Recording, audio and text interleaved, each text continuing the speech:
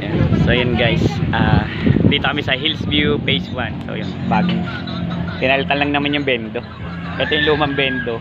Asan na yan? Pinalitan. Saan ba meeting place muna? Pinalitan lang na ito. Kasi Yung gusto ng client ay sa unahan nyo nabubuksan. May mga puro lumang bendo naman to. Tapos sira yung coin slot niya. Yung pinalitan lang namin ng coin slot. Okay na, okay na. Hillsview Phase 1, ito yung pinaka-gate pagpasok. Dito to kinapress Jokabel. So yun yung piso wifi na luma at ito yung pinaka piso wifi. Actually puro naman luma. Yan. So may karinderya sila dito. Okay na siya. So yan, solve na po ito.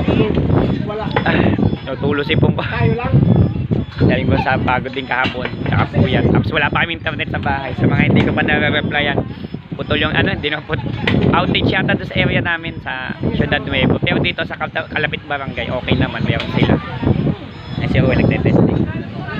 Okay naman. So, yun. Dito na sila magwa-wifi.